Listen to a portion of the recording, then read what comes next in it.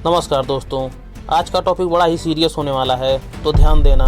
क्यों आज हिंदू और मुस्लिम एक दूसरे से इतनी नफरत करने लगे हैं?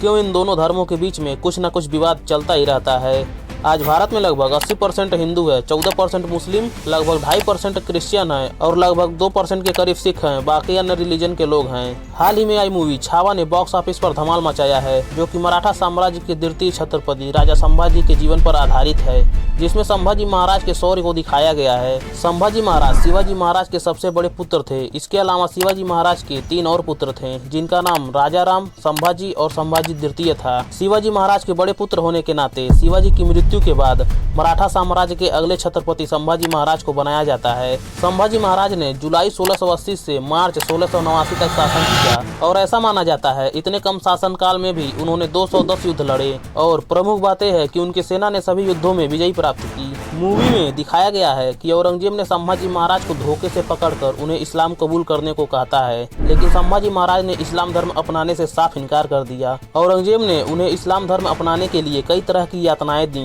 और अंत में बेरहमी से उनकी हत्या कर दी। और ये बात सच भी है। मूवी को देखने के बाद आंखें नम हो जाती हैं और एक धर्म विशेष के प्रति क्रोध भी उत्पन्न होता है। लेकिन क्या ये क्रोध करना जायज है? फिल्म को देखने के बाद काफी लोगों का मांग है कि औरंगजेब की कब्र पर बुलडोजर चलाया जाए। बीजेपी के सांसद टी राजा ने बयान दिया, औरंगजेब ने मराठों के ऊपर बहुत अत्याचार किया है, तो महाराष्ट्र में औरंगजेब की कब्र क्यों है? उसको तोड़ देना चाहिए। लेकिन क्या औरंगजेब की कब्र को तोड़ देने से मराठों पर किया गया अत्याचार वापस हो जाएगा या हिंदू मुस्लिम में प्रेम बढ़ जाएगा? अगर ऐसा होता है तो तोड़ दो औरंगजेब की कब्र को। और औरंगजेब की कब्र ही क्यों, ताजमहल भी तोड़ दो जो औरंगजेब के बाप ने बनवाया था। लाल किला भी तोड़ दो, लेकिन ताजमहल और लाल किला को तोड़ने की बात कोई नहीं करता, क्योंकि सबको मालूम है ताजमहल और लाल किला के चारों तरफ इकोनॉमी घूमती है। हर साल ताजमहल को देखने के लिए लगभग 70 से 80 लाख लोग आते हैं, जिसमें से 9 से 10 लाख तो विदेशी पर्यटक होते हैं।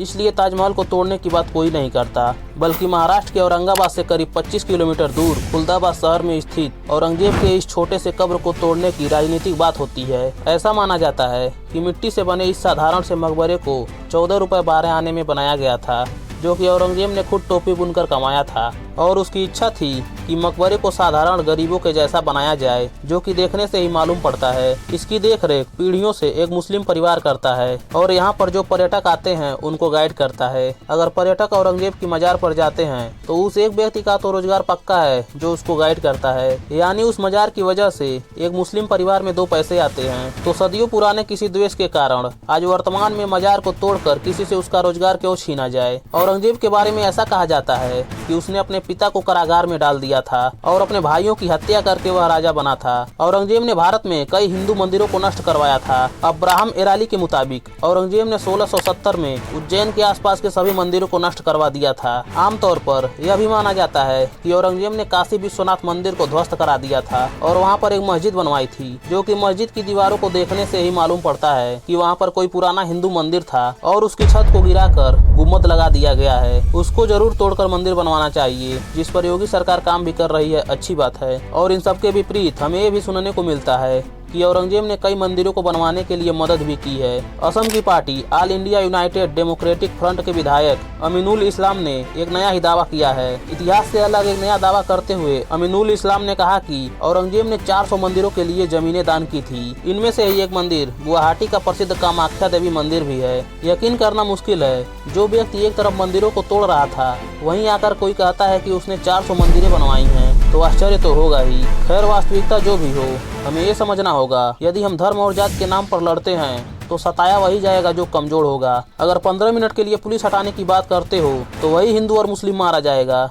जो गरीब और कमजोर है, वो नहीं जो अपने सिक्योरिटी में तुम्हें भड़काऊ बयान देता है। तो इस बात पर ध्यान देना, तुम्हें जब भी जाति और धर्म के नाम पर लड़ाया जाता है तो तुम्हारा इस्तेमाल केवल वोट बैंक के लिए किया जा रहा है। इसलिए तुमने सुना होगा, जब ये पॉलिटिशियन वोट मांगते हैं तो ऐसे शब्द का प्रयोग करते हैं, ऐसे उदाहरण देते हैं कि समाज का एक वर्ग डर जाए और डर के मारे उनको वोट दे दे। ये अपने वाक्य से लोगों को ऐसे मैनिपुलेट करते हैं। अगर कोई लो कास्ट का पॉलिटिशियन है तो वो संविधान को टारगेट करेगा, बाबा साहब का नाम लेगा कि अगर आपने मुझे वोट नहीं दिया, मुझे नहीं जिताया, तो ये लोग बाबा साहब के संविधान को खत्म कर देंगे। इसलिए संविधान को बचाने के लिए मेरा जीतना जरूरी है। और अगर कोई मुस्लिम पॉलिटिशियन होगा तो ऐसी बातें बोलेगा जिससे लोगों को लगेगा कि अगर ये हार गया तो मुस्लिमों को भारत से निकाल दिया जाएगा। इसलिए अपने भाषण में ऐसे शब्दों का प्रयोग जरूर करेगा कि भारत इनके बाप का नहीं है, भारत हमारा है, हमारे बाप दादाओं का है। जिससे एक एवरेज मुस्लिम ये सोचने की बजाय कि मैं यहाँ से ऊपर कैसे उठूं, तरक्की कैसे करूं, बस ये सोचने लगता है कि मैं भारत में चौड़ के साथ रहूं, यही मेरे लिए बड़ी बात है। लेकिन सच तो ये है कि हम सभी लोग एक दूसरे पर निर्भर करते हैं। और आखिरी बात, सियासत को लहू पीने की लत है, वरना इस देश में तो सब खैरियत ही है।